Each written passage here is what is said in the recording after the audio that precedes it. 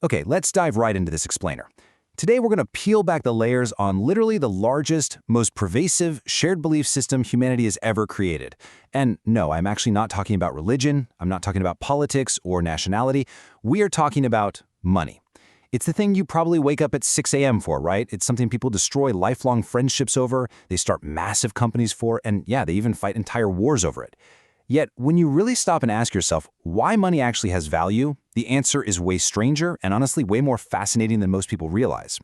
Once you understand the hidden mechanics, the absolute wizardry of what gives money its power, I promise you're going to start seeing the entire modern world and literally every single transaction you make completely differently. So, let's get into it. To really illustrate just how bizarre this whole financial system is, I want you to picture a scenario with me. Imagine a guy walking into one of those pristine, ultra-high-end luxury car showrooms. You know the ones. The floors are spotless, the lighting is perfect. He walks right up to this sleek, black sports car. You can almost smell that rich new leather. You can see the perfect, mirror-like shine on the hood. Now, this car is worth more than what most people make in 5 or 10 years combined. He points right at it, casually says, "I'll take it." The salesman, of course, gets a giant smile on his face, nods politely, and asks that golden question. "Excellent choice, sir. How would you like to pay?" Now imagine the buyer nods, reaches into his pocket, and does something entirely, absolutely unexpected. He unzips a backpack and dumps out a mountain of colorful, bright, fancy Monopoly money. We're talking those big orange 500s, the crisp yellow hundreds just spilling everywhere. So what happens next? Well, the salesman instantly laughs, right? Or maybe he calls security. But he laughs because that specific paper hasn't been blessed by the collective trust of society. Everybody in that showroom implicitly understands, without anyone having to say a single word out loud, that the paper itself has absolutely zero intrinsic value. It is literally just paper with ink on it. But here's where things get genuinely weird. If you really think about it, deeply think about it, a modern $100 bill is also just paper. There's no magical energy beam giving it power. Its value comes entirely from a shared hallucination. It is a deep, collective belief that we all just agree to play along with. To truly grasp what makes money valuable, we actually have to look backwards for a minute. First, we need to completely internalize that money was never really about the paper itself, or the coin, or even the shiny metal. Money is not a natural resource you just dig up and eat. It is a technology. That's it. It's an invention. It was simply a tool invented by early humans to fix the massive, honestly exhausting inefficiencies of ancient barter systems. Look, thousands of years ago, if you had a bunch of chickens and I had a giant sack of rice and we wanted to swap, that was perfectly fine. But imagine trying to figure out the exact real-time exchange rates for every single item you need in your daily life. How many apples equal a pair of shoes? How many fish do you owe the guy who fixed your roof? That system hits a massive brick wall the second a society starts to grow. And this brilliantly illustrates why barter completely fails in complex societies. There's a term economists use for this, the double coincidence of wants. It basically means that for a successful trade to happen, both people need to want exactly what the other person has at the exact same time. And man, this becomes chaotic incredibly quickly. Just imagine, for a second, trying to buy a modern laptop using livestock. You walk into an electronics store, you lug a cow inside and say, "Hey bro, I can offer you 3 chickens and half this cow for that computer." First of all, the poor electronics guy doesn't want your chickens. And does he even have a place to keep half a cow behind the cash register? Obviously not. Modern civilization would literally collapse by lunchtime if we had to coordinate our daily lives this way. We desperately needed something easier. We needed a universal placeholder that literally everybody agreed had value. So throughout history, to completely bypass this frustrating barter problem, human society started trusting all sorts of bizarre items as placeholders of value. People have used blocks of salt, they've used shells, beads, cigarettes in prison camps, and honestly, my absolute favorite, these huge, massive stone discs on the island of Yap. These things, called rye stones, were so incredibly heavy that they literally never moved. People just left them sitting out in the jungle, and the whole village collectively agreed, okay, Bob owns that stone today, but he just bought a canoe from Alice, so now Alice owns the stone. It sounds absolutely ridiculous to us today, but it worked perfectly because that society collectively trusted that system. But eventually, as we know, silver and gold dominated across civilizations globally. And why? Well, because good money needs to be durable, portable, divisible, difficult to fake, and limited in supply.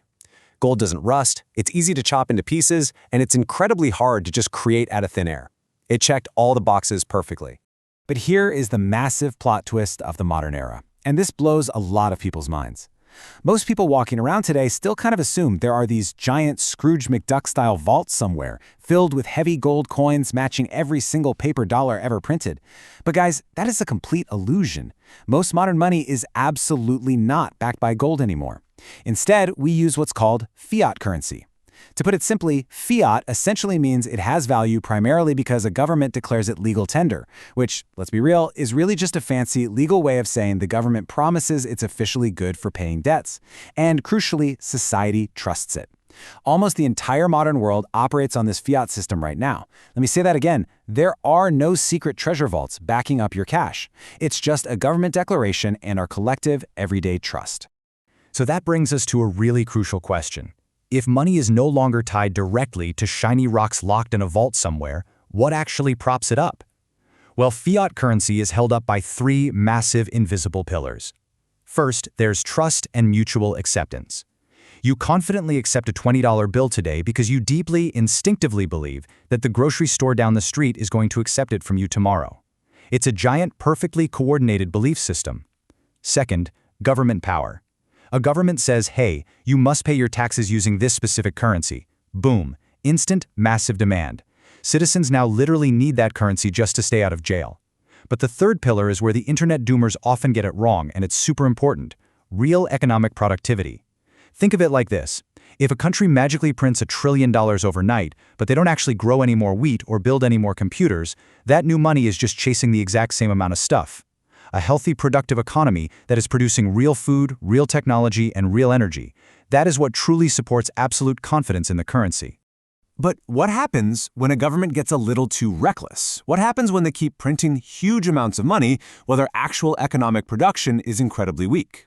Well, more money starts chasing fewer real goods. We start moving from normal, moderate inflation, which, by the way, is just standard functioning in modern economies, where prices rise slightly and predictably over time, into the terrifying realm of hyperinflation. And let me be clear, hyperinflation is completely different. It's not just an economic quirk, it's not a small policy error, it is fundamentally a psychological collapse. It is the exact moment when a society entirely, collectively loses faith in money itself. Let's take a quick trip back in time to Weimar Germany right after World War I, and you can see exactly how this builds into a terrifying reality. Germany was facing massive debt, their economy was damaged, and they owed huge reparations. So what did the government do? They started running the printing presses day and night. At first, inflation rose gradually, people grumbled, but then the psychology completely broke. Prices began changing so rapidly that workers were literally being paid multiple times per day. There are actual famous historical accounts of people sitting down in a cafe, ordering a cup of coffee, and the price literally doubling before they even finished drinking it. It was pure chaos. People would rush out on their work breaks to spend their salaries immediately, desperately buying anything, literally anything, before the paper melted away in value. It got so severe that citizens were carrying their daily cash in literal wheelbarrows, and children were playing with stacks of currency in the streets like building blocks, just because the paper had become almost completely worthless. You see, this Weimar collapse wasn't only about the printing presses running hot. It was about confidence completely, utterly collapsing. When citizens stop believing that the currency can reliably store their hard-earned value for tomorrow, they panic, and they escape into literally anything more stable. They buy gold, they buy land, they buy foreign currencies, cans of food, heavy machinery, anything except that melting cash. The really terrifying part about all this is that when trust dies, society instantly reverts right back to that chaotic barter system we originally invented money to escape from in the first place. It proves a fundamental, undeniable law of economics. Money only works if people trust tomorrow. Once that belief evaporates, the grand illusion fades and paper just becomes paper again. Now, jumping back to modern times, this psychological reality is even more pronounced, and frankly, it's kind of awe-inspiring when you really stop to think about it. The physical illusion of bank vaults, buried treasure, and giant stacks of paper notes, that's mostly just a relic of the past. The digital reality we live in today is that when your salary hits your bank account on payday, there is absolutely no physical cash moving into a vault with your name etched on it. None.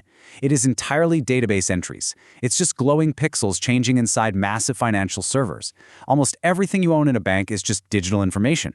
And this means modern money is deeply, profoundly psychological. Its value relies entirely on our collective confidence that these complex, intertwined financial systems, the global banks, the payment networks, the governments, will remain perfectly functional.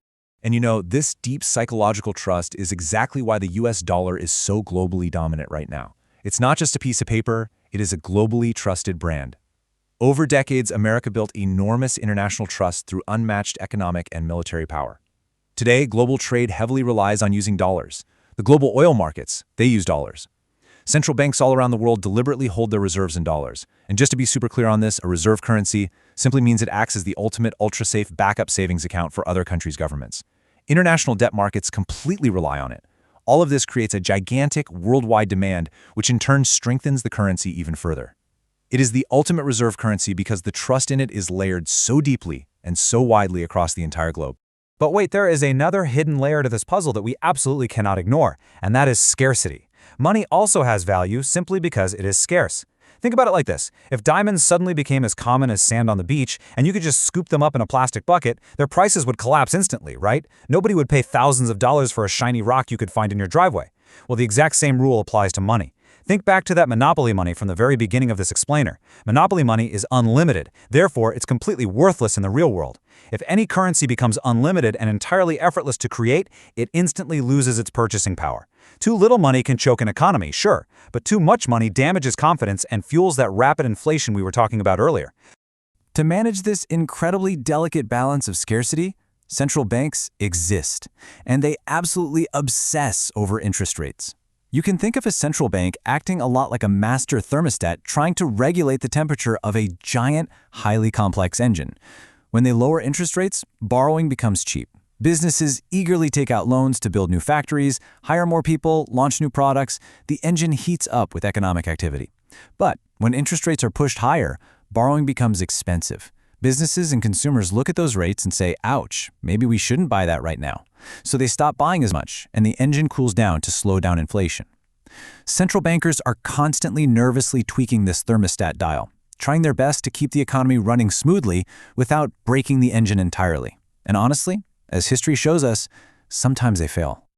When you step back from it all, when you strip away all the complex finance jargon, the debt markets, the thermostat analogies, and the central bank policies, you realize something profoundly philosophical. Money is essentially the greatest social coordination software ever invented. It really makes you pause in awe when you frame it that way. Without it, modern civilization becomes almost impossible. You don't get global trade, you don't have these advanced, lightning-fast supply chains that deliver a package to your door in 2 days, you don't have large-scale human specialization, and you definitely don't have modern cities functioning smoothly. Money is the invisible software allowing billions of human beings, most of whom are complete strangers and will never meet each other, to flawlessly and peacefully exchange value efficiently every single day. So this entire explainer really boils down to one simple, profound truth about human cooperation and economic stability. If you take absolutely nothing else away from this whole deep dive, please remember this core idea. The software of money only works while people trust the system. Trust is the real currency. The paper, the heavy gold coins, the glowing green digits on your smartphone screen, they are all just the symbol. That's it. And as history has proven time and time again, once societies lose that trust for long enough, money can die violently, wiping out life savings and destroying economic stability in the absolute blink of an eye. So as we wrap up this explainer, I want to leave you with this final lingering thought.